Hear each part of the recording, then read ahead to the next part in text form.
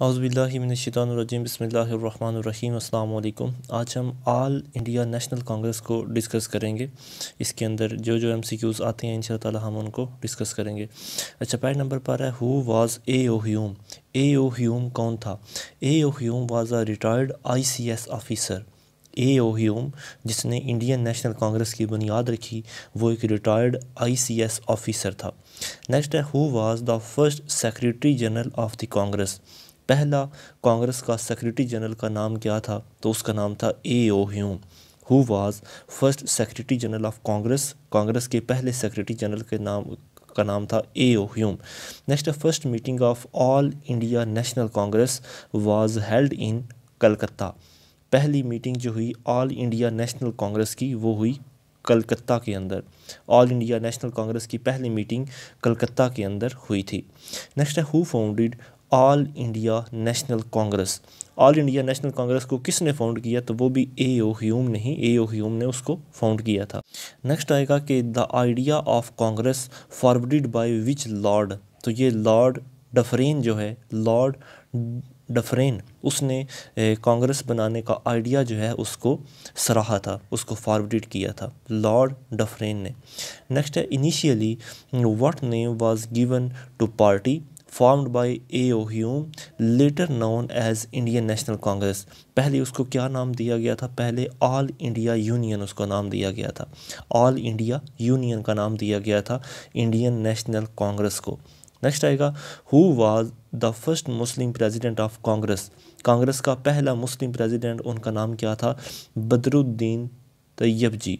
बदरुद्दीन तैयब जी जो हैं ये पहले इंडियन नेशनल कांग्रेस के प्रेसिडेंट थे, मुसलमान। नेक्स्ट आएगा my work in India. My work in India ये बुक किन्होंने लिखी है? ये भी बुक A.O. ह्यूम ने लिखी है, जिनका पूरा नाम है Allan Octavian Hume.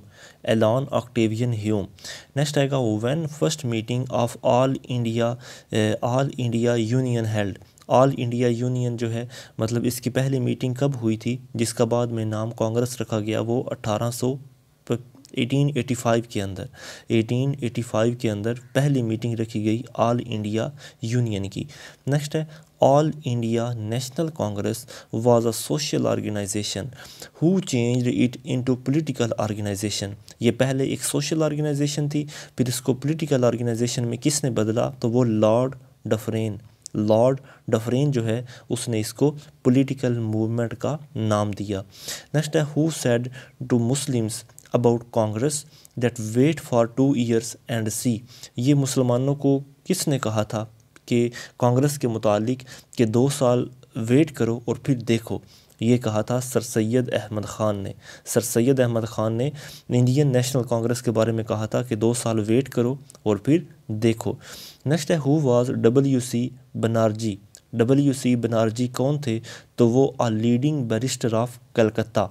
A leading barrister of Calcutta थे। कौन? WC बनर्जी। WC बनर्जी जो हैं वो एक लीडिंग बैरिस्टर थे कलकत्ता से। नेक्स्ट है who was elected as first president of Congress. Congress के पहले प्रेसिडेंट कौन बने? WC बनर्जी। WC बनर्जी ही जो हैं वो कांग्रेस के पहले प्रेसिडेंट बने, इलेक्ट हुए। नेक्स्ट है who explained the AIIMS and objects of Congress. Congress के असूलों को किसने वाज़े किया? उसके मकासद और उसके ऑब्जेक्टिव्स को किसने यानी कि वाज़े किया? तो वो A.O. ह्यूम ने ही वाज़े किया। A.O. ह्यूम ने कांग्रेस के एम्स और ऑब्जेक्टिव्स को एक्सप्लेन किया। नेक्स्ट है the sessions of Congress used to be attend by Hume. तो ये अटेंड किए जाते थे हाई ऑफिशियल और साथ ही साथ ब्रिटिश गवर्नर्स। ये दोनों के दोनों जो हैं हाई ऑफिशियल्स और ब्रिटिश गवर्नर्स जो हैं, ये दोनों पार्टियां जो हैं यानी कि ये दोनों किस्म के लोग ये कांग्रेस के सेशंस को अटेंड किया करते थे। नेक्स्ट है who was president of Congress in 1888। 1888 के अंदर कांग्रेस का प्रेसिडेंट कौन था? तो वो जॉर्ज योल था। George Yule was president of Congress in 1888। Next है who was president of Congress in 1889। Congress का 1889 में प्रेसिडेंट कौन था? तो वो थे sir William Wedderburn. Sir William Wedderburn जो हैं वो 1889 के अंदर जो है वो इसके प्रेसिडेंट बने। Who was president of Congress in 1894? 1894 में प्रेसिडेंट कौन बने? वो Webb, WEBB। Who was president of Congress in 1894? 1894 में वेब जो हैं ये कांग्रेस के प्रेसिडेंट बने। नेक्स्ट है who was first president of Congress in 1904? 1904 में पहले प्रेसिडेंट कौन थे कांग्रेस के? तो वो थे sir Henry cotton. Who was president of Congress in 1904? 1904 में सर हेनरी कॉटन जो हैं ये कांग्रेस के प्रेसिडेंट बने।